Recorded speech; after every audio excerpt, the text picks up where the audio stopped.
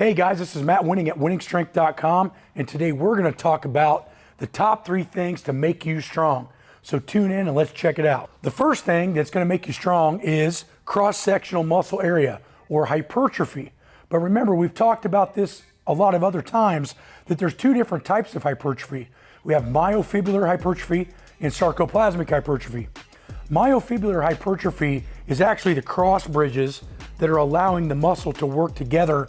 That is myofibrillar hypertrophy, and that has more correlation to strength than sarcoplasmic hypertrophy.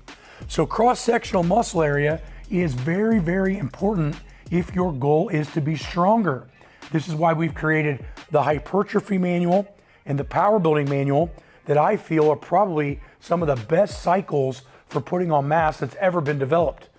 But the big point is that you're going to need to eventually put on more muscle tissue in order to get stronger, or you're going to be limited by the size of your engine.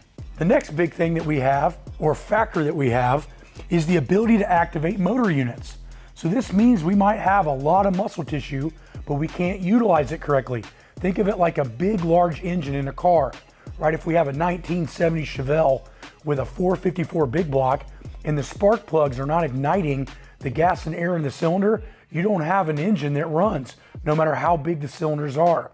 So in some ways, actually most ways, the neurological system is almost more important than the muscle tissue itself.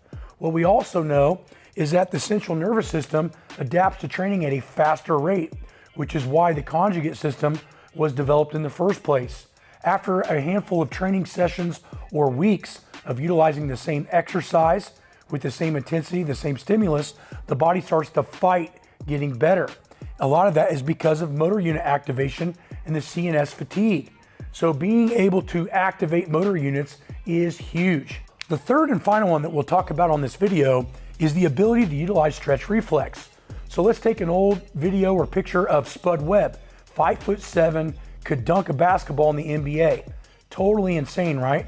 If we also look at Shane Hammond's back squat, drop and pop, insanely fast, super explosive. What he's utilizing is not only muscle tissue, but a lot of stretch reflex. Stretch reflex can usually accumulate up to around 20 to 30% of your total power output. So this means that if you know how to utilize stretch reflex correctly, it's going to make you way, way stronger. Now, most of that is in the soft tissue, in the tendons, etc., not necessarily in the muscle tissue itself. It's in a lot of the connective tissue. So how do you train this? The dynamic effort method. So you notice that every 72 hours or every week, every 144 hours, we hit a dynamic effort method lift. This is to increase rate of force.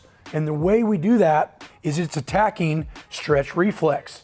The ability to utilize stretch reflex is massive in order for you to reach maximal potential. And that's why speed work is so important for you. So hop on winningstrength.com and check out some of the manuals where we've already divided and understood these areas in order for you to get better, and broke them down into training blocks, both on Train Heroic and Patreon, so you can take all the thought of how to train and make it work for you much faster. Talk to you guys later.